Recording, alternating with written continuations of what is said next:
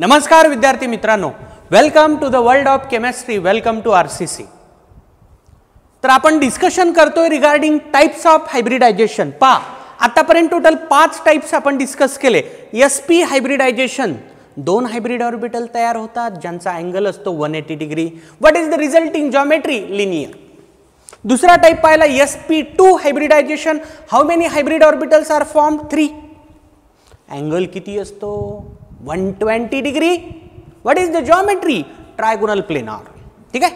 sp3 hybridization, 4 hybrid orbitals, 4 hybrid orbitals, angle किती? 109 degree 28 minutes. What is the geometry? Tetrahedral. काय रे? Tetrahedral.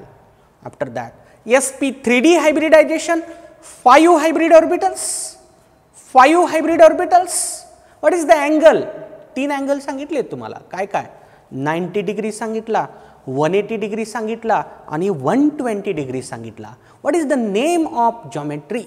Trigonal bipyramidal. Trigonal bipyramidal. Triangle असतो, वरून एक bond असतो आणि खालून एक बॉन्ड असतो, त्याला म्हणतात ट्रायगोनल बायपिरॅमिडल। 5वा type sp3d2 hybridization. sp3d2 hybridization, ठीक आहे ना? 6 hybrid orbital. What is the angle? 90 degree and 180 degree, 90 degree and 180 degree. ठीक आहे। What is the geometry? Octahedral. Square असतो, स्क्वेअरला वरून एक बॉन्ड असतो, स्क्वेअरला खालून एक बॉन्ड असतो। ठीक आहे। ऑक्टाहेड्रल का म्हणतात? तर ते जे स्ट्रक्चर तयार होतं ना त्याला 8 फेस असतात, एक असं, दुसरं असं, तुमच्याकडून एक, माझ्याकडून एक, वर 4 फेस, सिमिलरली खालून 4 फेस। 8 फेसेस असल्यामुळं ऑक्टाहेड्रल असं नाव पडलेलं आहे। ठीक आहे का? चला पुढच्या टाइप कडे जाऊत आपण। sp3d3 hybridisation. sp3d3 हायब्रिडायझेशन, चला बोला रे डेफिनेशन। डेफिनेशन काय असेल? The mixing and recasting of, the mixing and recasting of, and recasting of, recasting of 1s, 1s, 3p, 3p and 3d atomic orbitals, atomic orbitals to form, चला बोला रे किती hybrid orbitals तयार होतील? चला सांगा, how many hybrid orbital? Total atomic orbital किती आलेत combination मध्ये? 1 + 3 + 3 7. So we are getting 7 hybrid orbitals to form 7 sp3d3 hybrid orbitals. Okay, which are oriented in space, which are oriented in space, which are oriented in space at an angle of, at an angle of, at an angle of 72 degree and 90 degree. इथं angle बघा आता कोणते असतात? 72 degree आणि दुसरा 90 degree. ठीक आहे, येईल तुमच्या लक्षात, विशेष काही नाही। फॉर एक्झाम्पल हे कोणामध्ये होतं? हे होतं IF7 मध्ये। IF7 याच्यात आयोडीनचं हायब्रिडायझेशन sp3d3 असतं।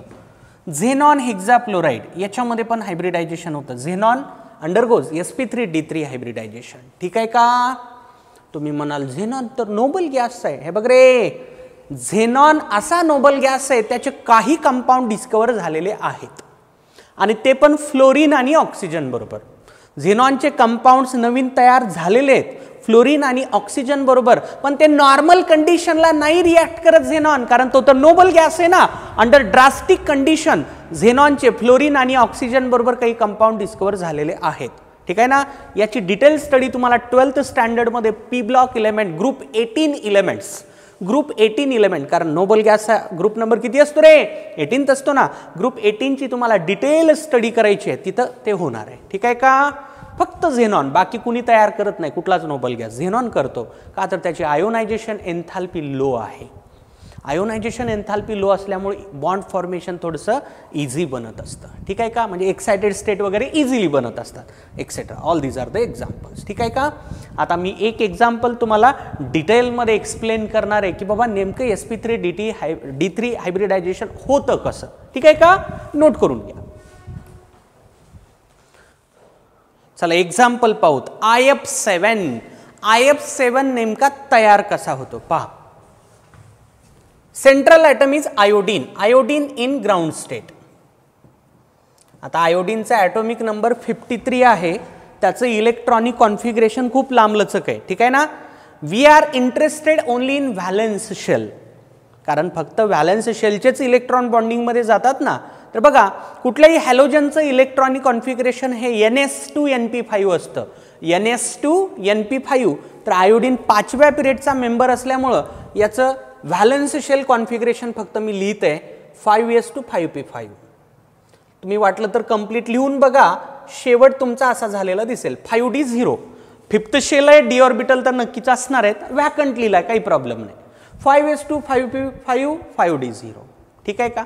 मला सांगा आता इथं ग्राउंड स्टेटमध्ये किती अनपेअर्ड इलेक्ट्रॉन आहेत, ठीक आहे का.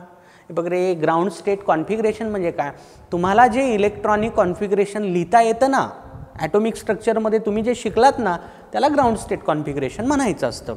आणि तुम्ही जर व्हॅलन्स शेलचा इलेक्ट्रॉन पेअर्ड इलेक्ट्रॉन जर तुम्ही एक्साइट केला व्हॅकंट ऑर्बिटलमध्ये, तिथून तयार झालेलं कॉन्फिगरेशन त्याला काय म्हणतात, एक्साइटेड स्टेट कॉन्फिगरेशन. फक्त व्हॅलन्स शेलमध्येच एक्साइटेशन करायचं असतं, ठीक आहे. चला बोला आता किती अनपेअर्ड इलेक्ट्रॉन आहे सध्या, 1.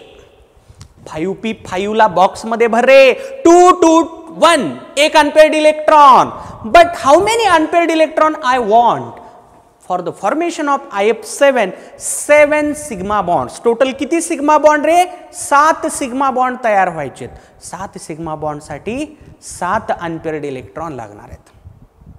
7 सिग्मा बॉन्डसाठी 7 अनपेअर्ड इलेक्ट्रॉन लागणार आहेत, म्हणजे मला 7 अनपेअर्ड इलेक्ट्रॉन लागतील. म्हणून करायचं काय बघा आता, काय करूत आपण याला थोडंसं आणखी एक्सपांड करूत. याला असं लिहूत 5s2 5px2 5py2 आणि 5pz1 चालते ना. बघा ना 5p5 म्हणजे कळल पण तुम्हाला की एक अनपेअर्ड इलेक्ट्रॉन का म्हणतोय मी, आणि हे 5d0. करायचं काय बघा आता, या सगळ्या पेअरला एक्साइट करायचंय जेणेकरून 7 अनपेअर्ड इलेक्ट्रॉन्स तयार होतील. कसे होतील बघा. बघा iodine in excited state, iodine in excited state 5s1 5px1 5py1 5pz1 5d3 5d3, ठीक आहे ना. बघ रे, D3 म्हणल्यानंतर बॉक्समध्ये भर, हे तिन्ही इलेक्ट्रॉन अनपेअर्ड असतील. इथले 3, हा 4, 5, 6, 7. मला 7 अनपेअर्ड इलेक्ट्रॉन पाहिजे होते आणि मी इलेक्ट्रॉनचा नंबर पण काही चेंज केला नाही. 7 व्हॅलेन्शियल इलेक्ट्रॉन होते ग्राउंड स्टेटमध्ये, इथं देखील 7च आहे, ठीक आहे. चला आता पुढे बघा. Third sp3 D3 hybridization of iodine. Central ॲटमच फक्त हायब्रिडायझेशन मध्ये जात असतो. हायब्रिडायझेशन ऑफ आयोडीन बघा आता कसं, याला बॉक्समध्ये काढू. 5s हा कोण आहे, 5s आहे. 5p 5p, ठीक आहे, हे 5p आणि हे 5d.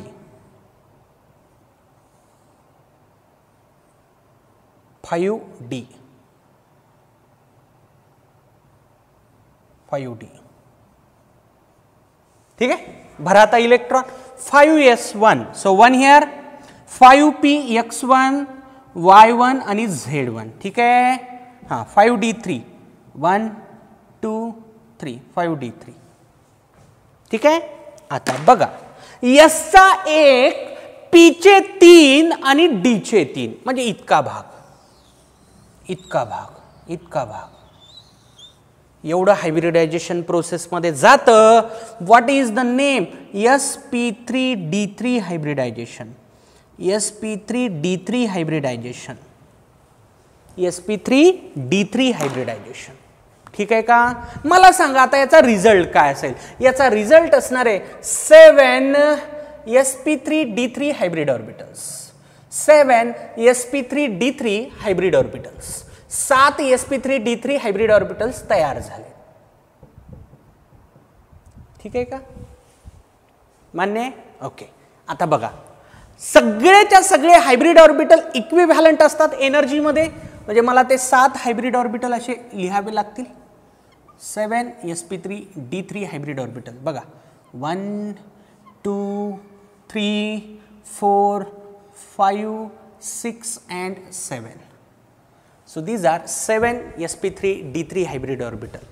प्रत्येकामध्ये एक एक इलेक्ट्रॉन असेल. इलेक्ट्रॉन कधी चेंज करायचे नाही. इथं 7 होते, इथं पण 7, लाईक दिस 7 दाखवले. ठीक आहे का? हे कोण आहे आता? आयोडीन. हे आयोडीनचे 7 हायब्रिड ऑर्बिटल्स तयार झाले. इथं सेंट्रल ॲटमचं काम संपलं. आता काम चालू होईल सराउंडिंग ॲटमचं, म्हणजे कोणाचं? फ्लोरीनचं. चला बघा, फ्लोरीनचं कॉन्फिगरेशन सांग रे मला, काय असतं? Valence shell 2s2 2p5, 1s2 2s2 2p5 असतं ना. मला सांगा, फ्लोरीनच्या कोणत्या ऑर्बिटलमध्ये अनपेअर्ड इलेक्ट्रॉन आहे? फ्लोरीनच्या p ऑर्बिटलमध्ये अनपेअर्ड इलेक्ट्रॉन आहे, आणि तो pz म्हणायला काही हरकत नाही, कारण मी p5 कसं लिहिणार आहे? p5 कसं असतं रे? 3 बॉक्समध्ये भर तू इलेक्ट्रॉन्स. p5 कसं असतं? इथं 2, इथं 2 आणि इथं 1, इथं अनपेअर्ड इलेक्ट्रॉन येतो ना, हा कोण असतो? pz. So fluorine is having unpaired electron in pz orbital. Fluorine is having unpaired electron in pz orbital. So I am considering pz orbitals of 7 fluorine. आपल्याकडे 7 फ्लोरीन आहेत ना, तर त्यांचे pz ऑर्बिटल. फक्त जेवढं कामाचं आहे तेवढं लिहिणार आहे मी. ठीक आहे ना, कारण अनपेअर्ड इलेक्ट्रॉन असणाऱ्या ऑर्बिटलशीच आपल्याला मतलब आहे, बाकीचं तर काही घेणं देणं नाही, कारण बॉन्डिंगमध्ये तर तोच जाणार आहे. ठीक आहे, बघा 7, 1, हा 1, हा दुसरा, हा तिसरा, ठीक आहे, चौथा, पाचवा, सहावा आणि हा 7वा pz ऑर्बिटल. हे काय काढलेत मी? All these are the pz orbitals of fluorine which contains unpaired electron. ठीक आहे, मी इथं दाखवलं ना तुम्हाला अनपेअर्ड इलेक्ट्रॉन आहे. ठीक आहे, आता ते इलेक्ट्रॉन्स बघा, त्यांच्या स्पिन फक्त अपोजिट दाखवा, नाही तर रिपल्शन होईल, म्हणून लाईक दिस. ठीक आहे, आता बघा बॉन्ड फॉर्म करा. Bond formation, hybrid orbital always form sigma bond. होतं काय बघा आता, hybrid orbital of iodine overlaps with atomic orbital of fluorine. Hybrid orbital of iodine overlaps with atomic orbital of fluorine, there is formation of sigma bond. तर एक sigma इथून तयार झाला, दुसरा सिग्मा इथून तयार झाला, तिसरा सिग्मा इथून तयार झाला, चौथा सिग्मा इथून तयार झाला, पाचवा सिग्मा इथून तयार झाला, सहावा सिग्मा इथून तयार झाला, सातवा सिग्मा इथून तयार झाला. तर आयोडीन काय करतो? 7 फ्लोरीन बरोबर टोटल 7 सिग्मा बॉन्ड तयार करून टाकतो. लक्षात ठेवा, हॅलोजन ॲटम सराउंडिंगला आल्यानंतर कधीही तो मोनोव्हॅलंट असतो. कुठलाही हॅलोजन असू द्या. BeCl2 मध्ये क्लोरीनचा मी एकच बॉन्ड धरला होता. ठीक आहे ना, सराउंडिंग म्हणतो मी. सराउंडिंगचा जो ॲटम असतो ना, तो कधीही मोनोव्हॅलंट असतो. इथं फ्लोरीन आहे सराउंडिंगला, फ्लोरीन एकच बॉन्ड तयार कर, एक फ्लोरीनचा एक बॉन्ड, असे टोटल 7 फ्लोरीनचे 7 बॉन्ड्स आयोडीन बरोबर तयार होतात. आयोडीन सेंट्रल ॲटम आहे. सेंट्रल ॲटम मी म्हणलं नाही तुम्हाला की एकच बॉन्ड तयार करेल म्हणून, बिलकुल नाही. हॅलोजन जेव्हा सराउंडिंगला असतो ना, तो एकच बॉन्ड तयार करत असतो. तर अशा पद्धतीत आयोडीन काय करतो? 7 बॉन्ड तयार करून टाकतो. ठीक आहे का? एवढं नोट करा. मग याची जॉमेट्री कशी ते एक्सप्लेन करतो. ठीक आहे, थँक्यू. पाहता सगळ्यांना पेंटॅगॉन कळतो का रे? पेंटॅगॉन कसा असतो रे पेंटॅगॉन? ठीक आहे, बघ रे, पेंटॅगॉन असा असतो, याला म्हणतात पेंटॅगॉन. बरोबर आहे का? दिस इज कॉल्ड ॲज पेंटॅगॉन. ठीक आहे ना? तर बघा आता पेंटॅगॉनमध्ये समजा मी इथे एक पॉईंट घेतला आणि हे अशा लाईन ड्रॉ केल्या. ठीक आहे, थोडासा विचार करायचा, किंचित. 5 लाईन काढल्या. मला सांगा, मी इथं एक असं मध्ये सर्कल तयार केलं. सर्कलचा अँगल किती असतो रे? 360 डिग्री असतो. किती असतो? 360 डिग्री. मला सांगा बरं, हे इथं 5 अँगल तयार झाले ना आता. 1 2 3 4 5, ठीक आहे ना. आता हे 5 अँगल मिळून जर 360 तयार होत असेल, what is the value of one angle? 360 divided by 5 करावं लागेल. 360 डिवायडेड बाय 5 करावं लागेल. किती येतं? 72 डिग्री. किती येतं? 72 डिग्री. बस एवढं बेसिक नॉलेज लागेल. मी जे बोलणार आहे ना पुढे त्याच्यासाठी. काय म्हणलं मी? हे पूर्ण सर्कल जर ट्रीट केलं मधलं, हे 360 डिग्री, तर हे सर्कल 5 अँगलपासून बनलंय. 1 2 3 4 5. एका अँगलची व्हॅल्यू किती? 72 डिग्री. ठीक आहे. चला मग माझ्या ॲक्च्युअल डिस्कशनला मी आता सुरुवात करतो. आपल्याला पाहिजे की बाबा जॉमेट्री काय असते आणि कशी येते. ठीक आहे का? बघा, ठीक आहे. हा कन्सिडर करा आयोडीन. आयोडीन, ठीक आहे ना. आयोडीन काय करतो? 7 हायब्रिड ऑर्बिटल आयोडीनचे असे असतात. एक इकडं, ठीक आहे. एक मिनिट. आयोडीन हा सेंट्रल आयोडीन कन्सिडर करा. त्याचे 7 हायब्रिड ऑर्बिटल. एक असा, हा दुसरा, ठीक आहे ना. हे तिसरा, हे चौथा, हे 5वा, ठीक आहे. हे 6वा आणि हे 7वा. आयोडीनचे असे टोटल किती हायब्रिड ऑर्बिटल? 7. कसे बघा, मोजू आपण.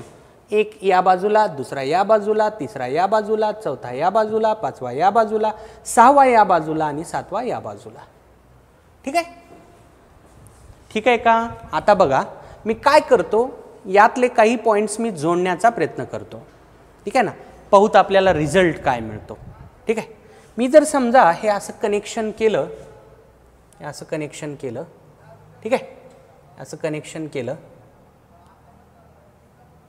मला सांगा हे पेंटॅगॉन तयार झाला मध्ये. What is this? This is Pentagon. काय रे? पेंटॅगॉन. हा पेंटॅगॉन तयार झालाय. ठीक आहे का? समजा माझ्या हातावर आहे पेंटॅगॉन. माझ्या हातावर काही असू शकतं. काल ट्रायंगल होता, स्क्वेअर होता, आता आला पेंटॅगॉन. माझा हात लय भारी आहे. ठीक आहे. कधी ट्रायंगल यायला, कधी स्क्वेअर यायला, आता यायला पेंटॅगॉन. माझा हात पेंटॅगॉन समजा. पेंटॅगॉनला वरून एक बॉन्ड आहे. हा हे हात आहे, हे वरून एक बॉन्ड आहे. पेंटॅगॉनला परत खालून एक बॉन्ड आहे. मग मला विचार करून सांगा, हा जो हायब्रिड ऑर्बिटल यायला ना वरून, वरून जो यायला, तो नक्कीच या पेंटॅगॉनला परपेंडिक्युलर असेल.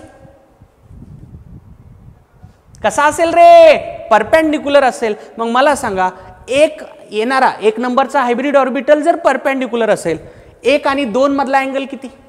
1 आणि 2 मधला अँगल किती? 90 डिग्री. 1 आणि 7 मधला अँगल किती? 90 डिग्री. 1 आणि 6 मधला अँगल किती? परत एकदा 90 डिग्री. 1 आणि 4 मधला देखील अँगल किती? 90 डिग्री. कारण वरून येणारा बॉन्ड हा परपेंडिक्युलर आहे त्या पेंटॅगॉनला. परपेंडिक्युलर आहे. 1 2 90 degree, 1 7 90 degree, 1 6 90 degree, 1 4 90 degree. Similarly हे 5 खालून येणार, खालून येणार. आता हे बघ, हे पेंटॅगॉन आहे, खालून यायचं हे हे. ठीक आहे ना. हे परत परपेंडिक्युलरच असेल. परपेंडिक्युलर.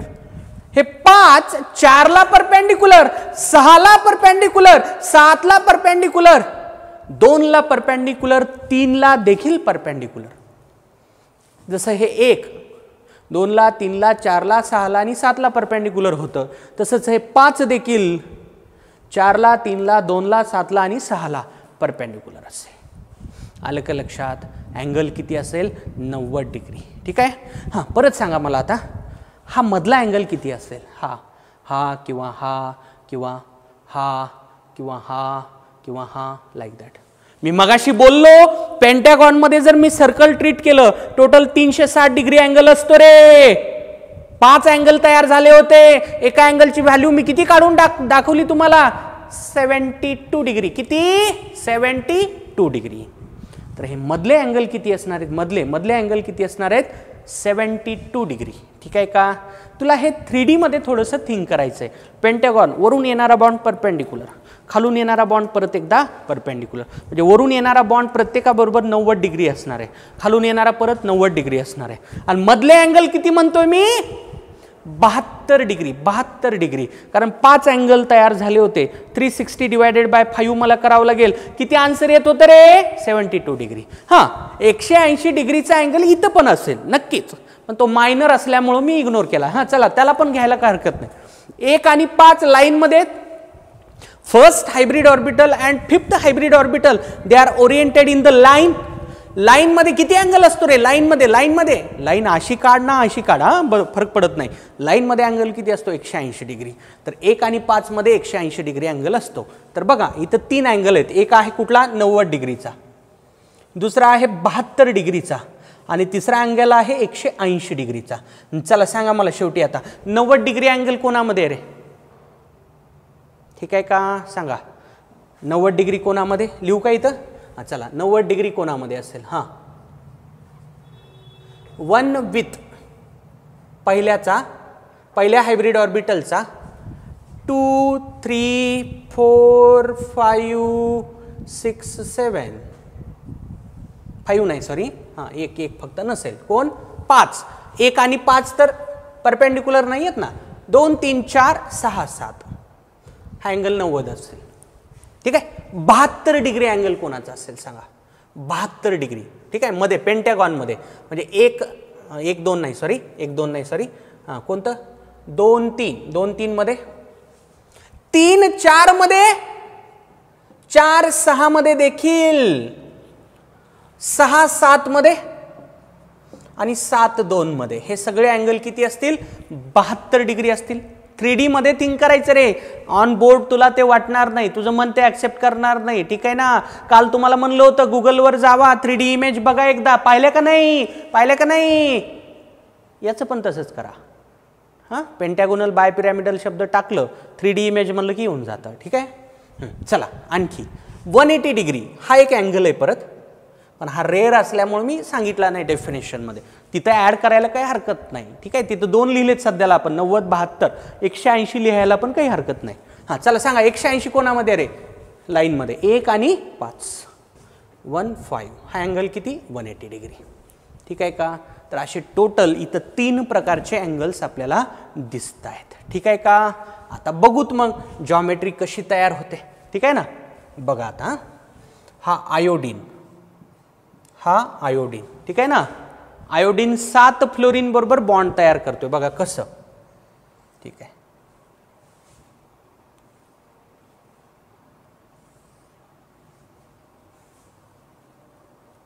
ठीक आहे. बघा पेंटॅगोनल बाय पिरॅमिडल पाहिजे मला. ठीक आहे, तर मी अगोदरच याला कनेक्ट करतो म्हणजे थोडंसं तुम्हाला आणखी समजायला सोपं जाईल. ठीक आहे. पेंटॅगोनल का म्हणतायत आणि बाय पिरॅमिडल देखील का म्हणतायत येईल लक्षात, काही विशेष नाही. हे कनेक्ट केलं, हे कनेक्ट केलं. बघ रे आता याच्याकडे बघ, हे काय दिसतं रे तुला? हे पेंटॅगोनल दिसतंय. पेंटॅगॉन आहे. पेंटॅगॉन म्हणजे 5 साईड असतात त्याला. बघ 1 2 3 4 5 साईड आहेत. ठीक आहे ना? 5 साईड आहेत. आता एक असा आणि दुसरा असा. 7 फ्लोरीन, 1 2 3 4 5 6 आणि 7 असे टोटल 7 फ्लोरीन आयोडीनला अटॅच होऊन जातात. याला म्हणायचं पेंटॅगोनल बाय पिरॅमिडल. ठीक आहे का? पेंटॅगोनल बाय पिरॅमिडल. ओके. आता काही पुस्तकांमध्ये याला काय केलंय, याला थोडंसं असं फिरवलंय, असं क्रॉस काढलाय पेंटॅगॉन, असा हे थोडंसं असं ट्विस्ट केलं. ते पण चालतं, हे पण चालतं. समजण्याशी मतलब आहे. पेंटॅगॉन असतो आणि वरून एक बॉन्ड खालून एक बॉन्ड, म्हणून याला काय म्हणतात? पेंटॅगोनल बाय पिरॅमिडल. जसं काल आपण sp3d बघितलं होतं. sp3dच्या जॉमेट्रीला काय म्हणलं होतं रे आपण? Trigonal bipyramidal. का बरं? ट्रँगल होता, वरून एक बॉन्ड होता, खालून एक बॉन्ड होता. ट्रँगल होता, वरून एक बॉन्ड होता, खालून एक बॉन्ड होता. Trigonal bye pyramidal. पेंटॅगॉन आहे, वरून एक बॉन्ड आहे, खालून एक बॉन्ड आहे. पेंटॅगोनल बायपिरॅमिडल. ठीक आहे का? मग म्हणाल स्क्वेअरला वरून एक बॉन्ड खालून एक बॉन्ड, स्क्वेअर बायपिरॅमिडल म्हणायचं नाही का? नाही म्हणायचं. का?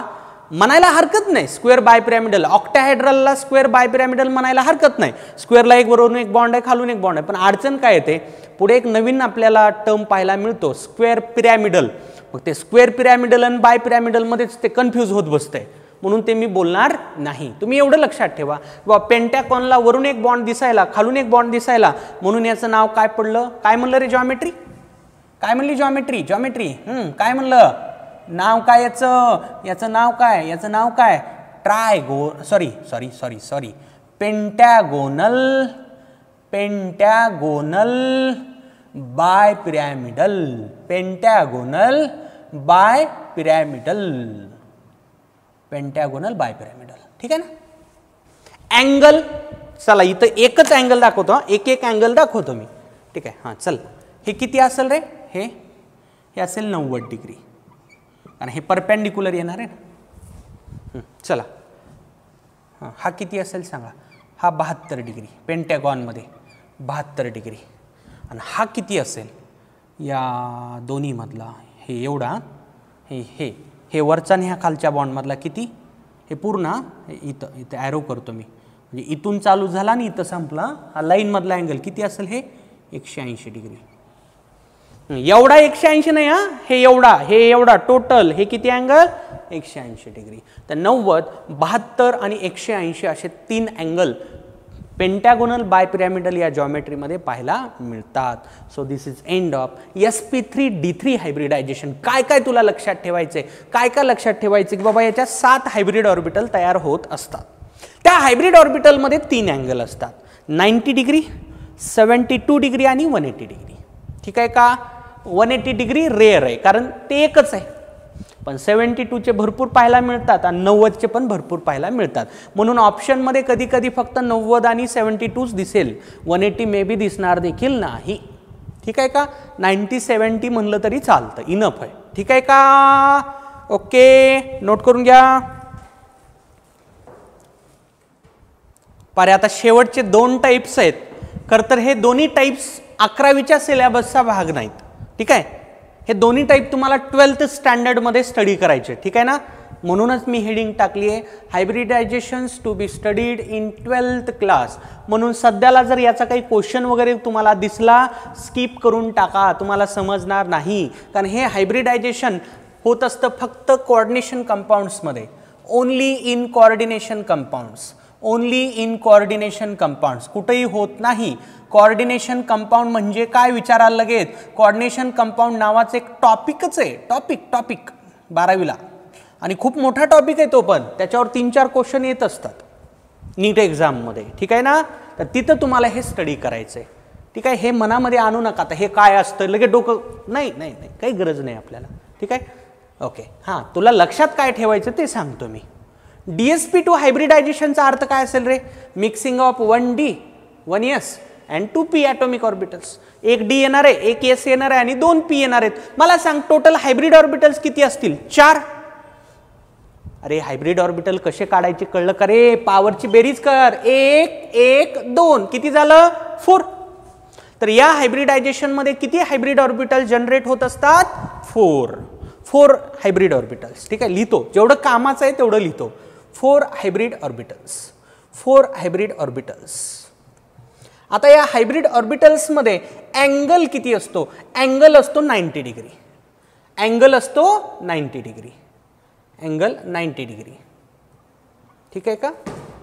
What is the geometry after this hybridisation? Geometry square planar म्हणजे स्क्वेअर जॉमेट्री म्हणायला हरकत नाही. स्क्वेअरला 4 कॉर्नर असतात, स्क्वेअरच्या 4ही कॉर्नर साईडला 4 बॉन्ड्स, अशा स्क्वेअर प्लेनार. आता हे हायब्रिडायझेशन होणार आहे. एक्झाम्पल सांगतो तुम्हाला. एक्झाम्पल बघा, याचं एक्झाम्पल आहे, याचं एक्झाम्पल हे कॉपर NH3 4 टाइम्स 2+, हे एक्झाम्पल सांगता येऊ शकतं. किंवा PtCl4 2-,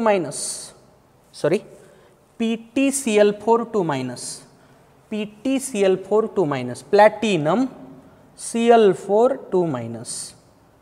माझं सजेशन असेल की इग्नोर करा, पण मी हे सांगतो कशासाठी, मग काही जण रेफरन्स बुक रेफर करत असतात, त्या रेफरन्स बुकमध्ये असा एखादा क्वेश्चन दिसते, ठीक आहे ना, वाटू नाही की बाबा शिकवलं नाही मला. तुला का शिकवलं नाही, कारण हे कोऑर्डिनेशन कंपाऊंड नावाचा एक टॉपिक आहे 12वीला, तिथं तुला ते डिटेलमध्ये स्टडी करायचं आहे. वाटलं तर सध्याला याला इग्नोर केलं तरी चालेल, ठीक आहे. चला, D3S हायब्रिडायझेशन काय असेल, मिक्सिंग ऑफ 3D 3D आणि 1S. हे रेअरेस्ट रेअर आहे, हे होत नाही जनरली, ठीक आहे. बघा याचे मोजके एक्झाम्पल आहेत, याचे मोजके एक्झाम्पल्स आहेत, ठीक आहे. किंवा अगोदर याचं जॉमेट्री वगैरे बघू आपण. मला सांगा अगोदर किती hybrid orbital ray, how many hybrid orbitals, मोज रे, पॉवर पॉवर पॉवर बघ. 3 + 1 4 4 hybrid orbitals, 4 hybrid orbitals, 4 hybrid orbitals, 4 hybrid orbitals तयार होतात, ठीक आहे का. 4 हायब्रिड ऑर्बिटल्स तयार होतात. ओके, हां चला बोला बोला बोला बोला बोला, काय बोलता अँगल किती असेल. हां चला, angle is exactly tetrahedral value. Tetrahedral 109 degree 28 minute, म्हणजे sp3 हायब्रिडायझेशन सारखंच आहे इथं, एक्झॅक्टली तसंच आहे. जॉमेट्री टेट्राहेड्रल, sp3 हायब्रिडायझेशन सारखीच इथं पण जॉमेट्री असते, ठीक आहे. मनामध्ये काही प्रश्न आणूच नका, काही गरज नाही, कारण हे तुला D&F ब्लॉक टॉपिकमध्ये स्टडी करायचं आहे. D&F ब्लॉक टॉपिकमध्ये याचे एक्झाम्पल सांगतो. MnO4-, याच्यामध्ये मॅंगनीजचं D3S हायब्रिडायझेशन असतं. Cr2O7 याच्यामध्ये क्रोमियमचं D3S हायब्रिडायझेशन असतं, ठीक आहे का. हे तुला 12वीमध्ये होणार आहे, मान्य आहे का. तर हे 2 टाईप जे 12thला तुम्हाला स्टडी करायचे, त्याची मी रफ आयडिया फक्त ठेवलेली आहे या टॉपिकमध्ये, म्हणजे केमिकल बॉन्डिंग टॉपिकमध्ये. याचे क्वेश्चन तुम्हाला कोणी विचारणार नाही, विचारलं तरी या नॉलेजच्या बाहेर नाही, एवढं हे लक्षात ठेवा, ठीक आहे का. आलं का लक्षात. This is end of all the 7 types of hybridization, sorry all the 8 types of hybridization. आता मी त्याची समरी सांगणार आहे, तुला जे महत्त्वाचं पुढे घेऊन चालायचं आहे, पुढच्या डिस्कशनसाठी जे लागणार आहे तेवढं मी बोलतोय, त्याआधी एवढं नोट करा. हायब्रिडायझेशन कन्सेप्टचं झालेलं आत्तापर्यंतचं डिस्कशन, त्याला मी समराईज करतोय, ठीक आहे का. म्हणजे ज्या डिस्कशनचा वापर मला इथून पुढे लागणार आहे, पुढच्या पॉईंट्समध्ये ज्याचा यूज तुम्हाला करावा लागणार आहे, व्यवस्थित एवढं हे सगळं लक्षात ठेवायचं आहे, ठीक आहे. बघा हायब्रिडायझेशन पहिलं पाहिलेलं आपण sp. चला बोला, sp हायब्रिडायझेशन मध्ये किती हायब्रिड ऑर्बिटल तयार होतात रे. काय करायचंय तुला, पॉवरचं सम करायचंय. 2 s चा 1 p चा 1 आलाय ना, 1 आणि 1 2 कंबाईन झाले, 2 तयार होतील, ठीक आहे. चला सांगा, after sp hybridisation what is the geometry, linear. काय, लिनियर, ठीक आहे. बॉन्ड अँगल किती, 180 डिग्री. लाईन मधला अँगल किती असतो रे, 180 डिग्री असतो. हा पहिला टाइप पाहिलेला. sp2. चला बोला, हायब्रिड ऑर्बिटल पॉवरची बेरीज कर. 3 ट्रायगोनल प्लेनार. चला अँगल 120 डिग्री, ठीक आहे, 120 डिग्री. चला पुढे सगळे लिहितो एकदा टाईप. बघा sp3 पाहिला आपण, sp3d पाहिला, sp3d2 पाहिला, ठीक आहे, sp3d3. आणि जे 12th मध्ये तुम्हाला स्टडी करायचे थोडक्यात त्याच्याबद्दल सांगितलं, dsp2 आणि d3s, ठीक आहे. चला बोला आता, sp3 हायब्रिड ऑर्बिटल किती रे, 4. sp3d किती रे, 5. sp3d2 किती रे, 6. येते ना लक्षात. sp3d3 किती रे, 7. dsp2 चे हायब्रिड ऑर्बिटल पॉवरची बेरीज कर, 1 1 2 किती, 4. नाही इथे बघ 3 आणि 1 परत 4. हे झाले हायब्रिड ऑर्बिटल्स. चला आता बोलला जॉमेट्रीज. sp3 ची जॉमेट्री काय रे, टेट्राहेड्रल. काय, टेट्राहेड्रल, ठीक आहे. चला 5. sp3d ची जॉमेट्री काय, ट्रायगोनल बायपिरॅमिडल. काय, ट्रायगोनल बायपिरॅमिडल,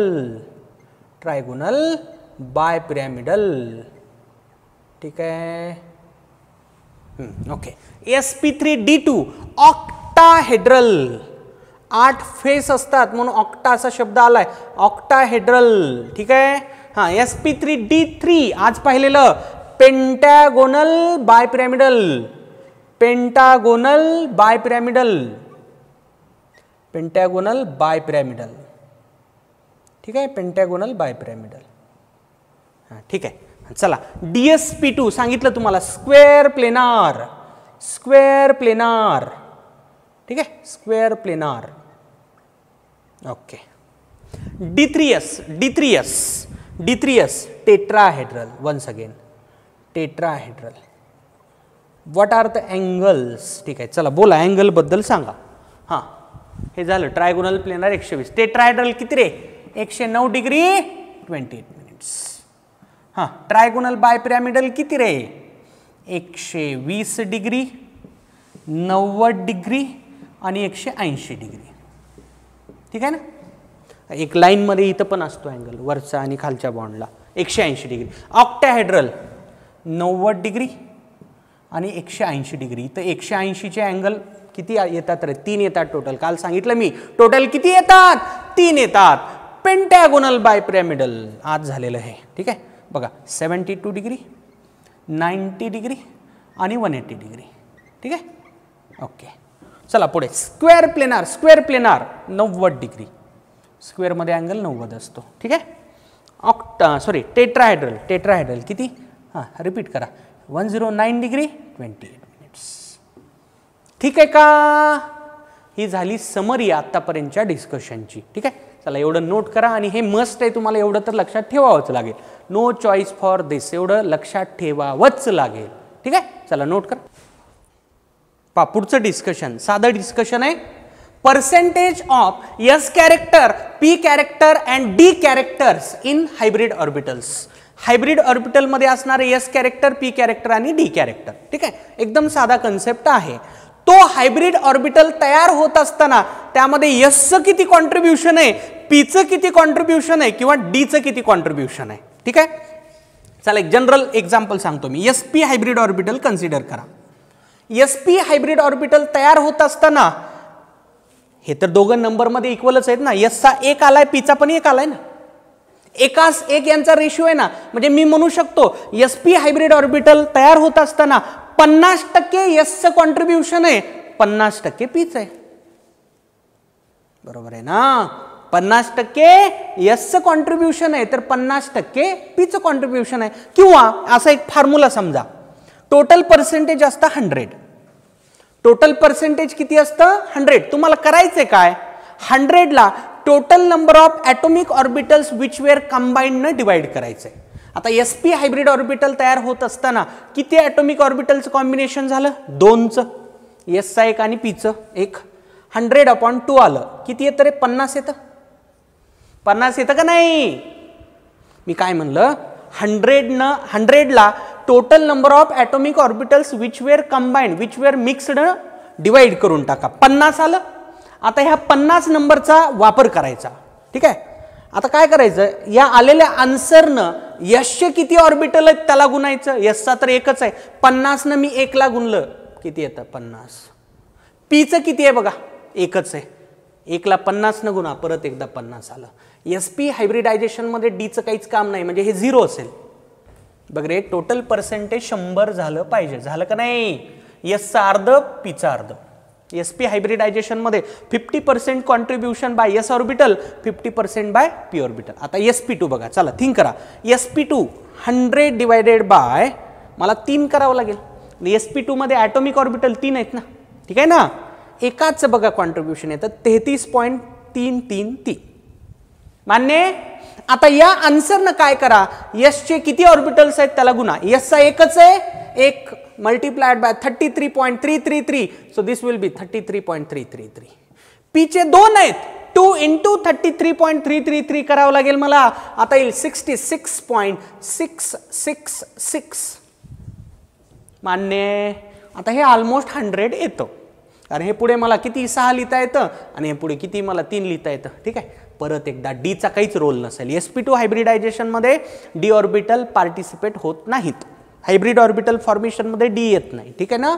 हां अनहायब्रिडायझड वगैरे असतील नो प्रॉब्लेम. हां sp3 बघा. आता sp3 काय करावं लागेल मला? सांग रे सांग.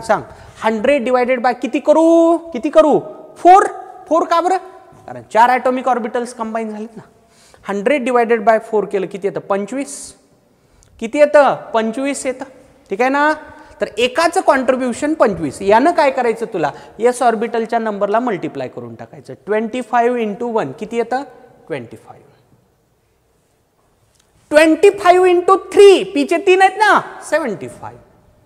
तुला एक काढता आलं की दुसरं ऑटोमॅटिक 100 मायनसच असतं ना रे. कारण टोटल पर्सेंटेज तर कधी 100च्या पुढे जातं का? मागं जात होते 10वी बोर्डामध्ये 100च्या पुढे पर्सेंटेज. आता ते बंद झालं, बरं झालं. नाही ते पर्सेंटेजचीच लाज वाटत होती. किती पर्सेंटेज पडले 10वीला? 104%. अरे ते टक्के झाले का? ओके इग्नोर करा. हां चला. sp3d. sp3dचे ॲटॉमिक ऑर्बिटल्स किती इन्व्हॉल्ड आहेत बघा. 1 3 1 5. मला काय करावं लागेल? 100 डिवायडेड बाय 5. एकाचं कॉन्ट्रीब्युशन 20. एकाचं कॉन्ट्रीब्युशन 20. ठीक आहे. आता या 20 ना मी एसचे किती ऑर्बिटल आहेत त्याला गुणणार. एसचा एकच आहे, हे 20 आलं. पीचे 3 आहेत, 20 इंटू 3 60 आलं. डीचा परत 1 आहे, हे परत 20 आलं. आता बघा हे टोटल सम 100 होतं का नाही? 20 60 20 किती येतं रे? 100 येतं. ठीक आहे. हां चला आता तुम्हाला आयडिया आली ना. बाकीचं पण तुम्हाला करता आलं पाहिजे. ओके चला.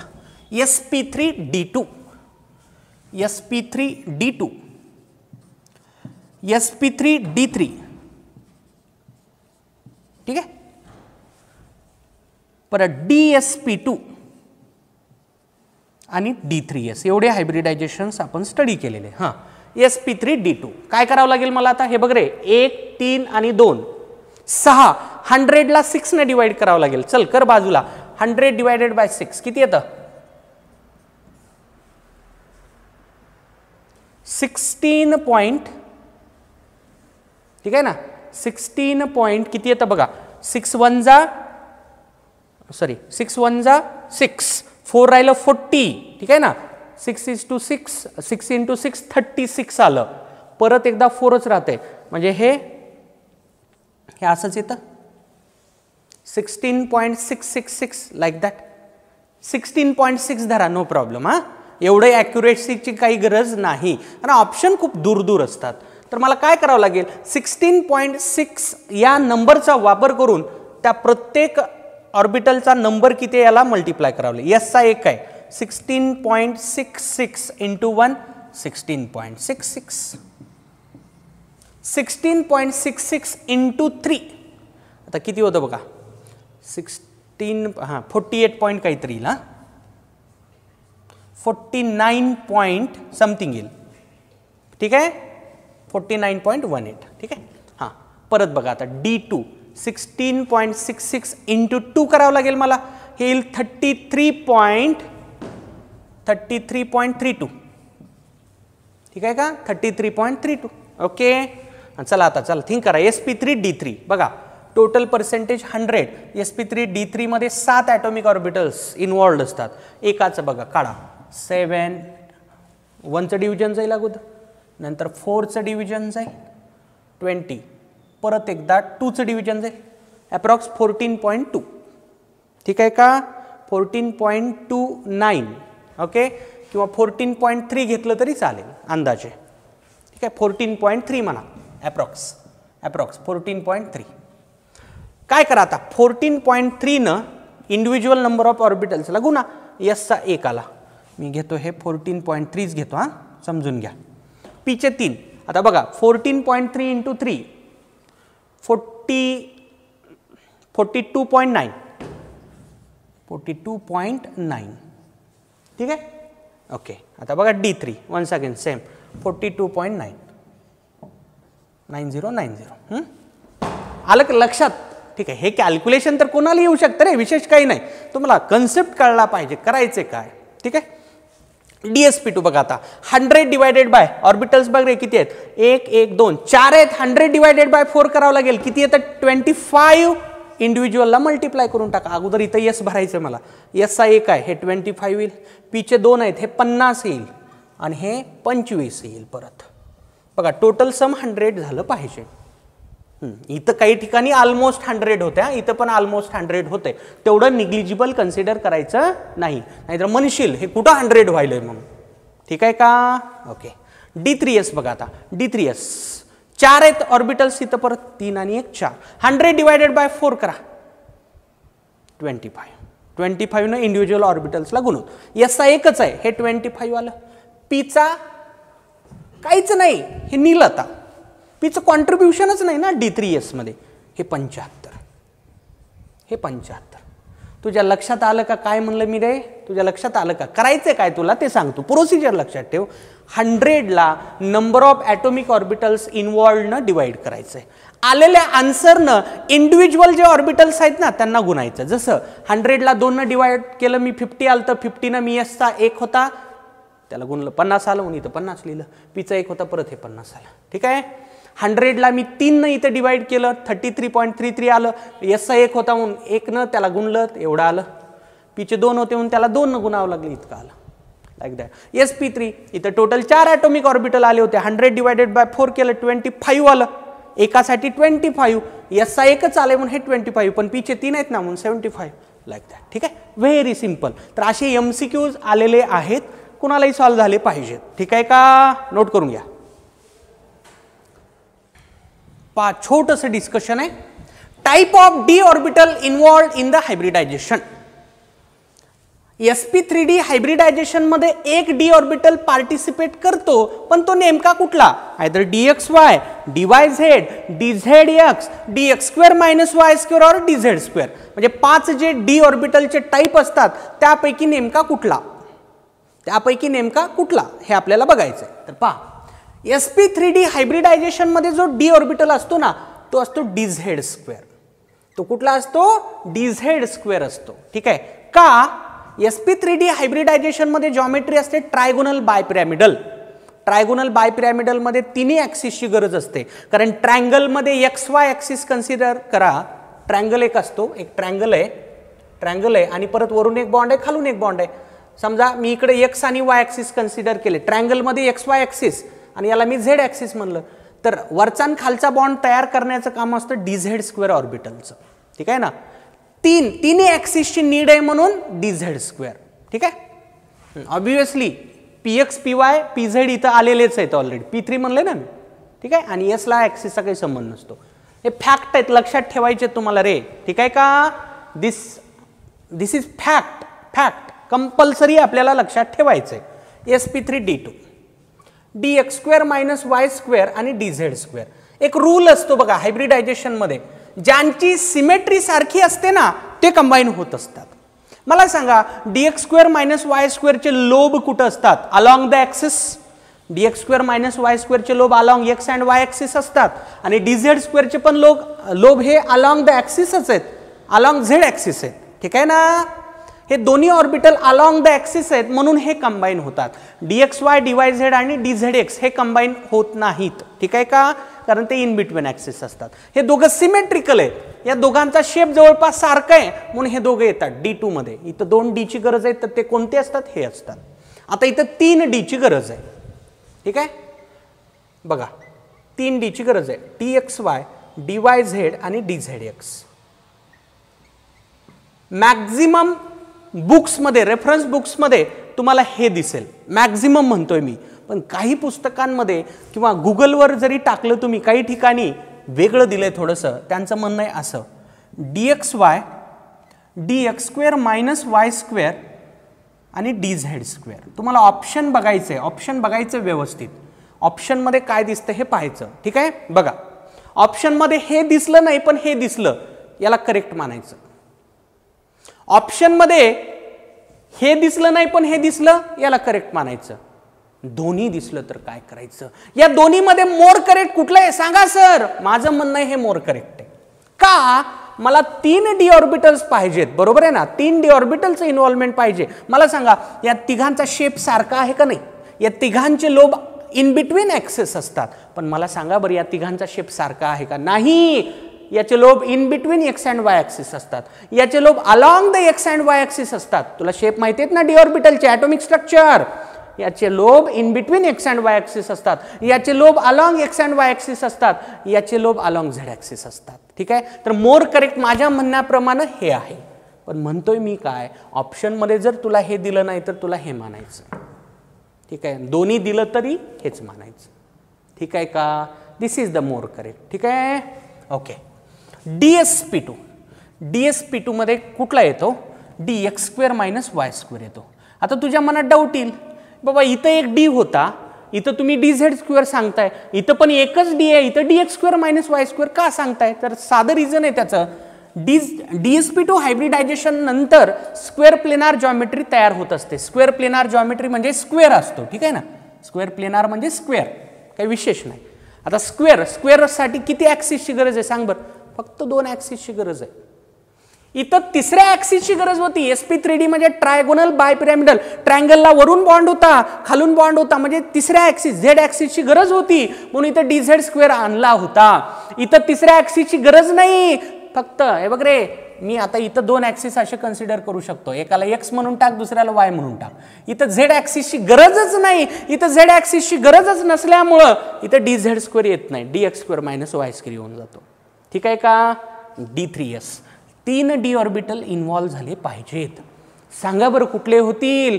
बघा रे, एक जनरल रूल असतो, जे ऑर्बिटल्स एकत्र येत आहेत ना ते जवळपास सारखे पाहिजेत, त्यांचा शेप वगैरे सारखा पाहिजे.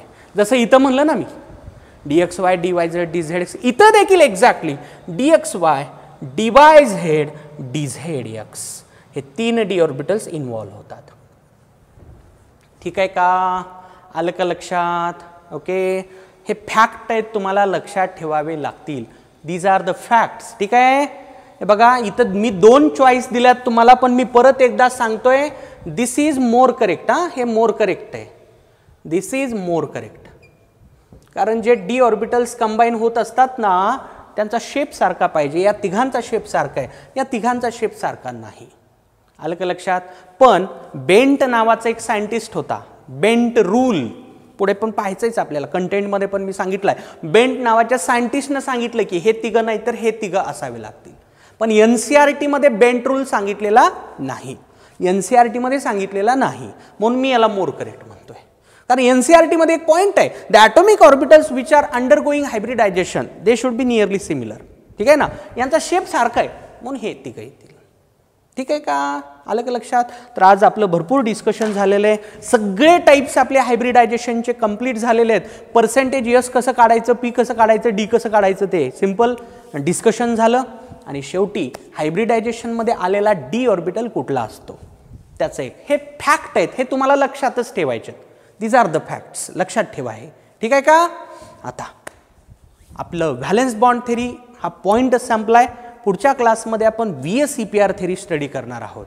ठीक आहे, मग तुम्ही म्हणाल क्वेश्चन कधी घेणार. VBT आणि VSEPR थेरी झाल्यानंतर, VSEPR थेरी 1 ते 2 क्लासमध्ये संपते, त्याला जास्त वेळ लागत नाही, लगेच मग क्वेश्चनचा धमाका चालू होईल. भरपूर एक्झाम्पल घेणार आहे विथ ट्रिक. तुला कसलाही क्वेश्चन सॉल्व्ह झालाच पाहिजे, माझी गॅरंटी आहे. ठीक आहे, चला भेटूयात पुढच्या क्लासमध्ये. थँक्यू.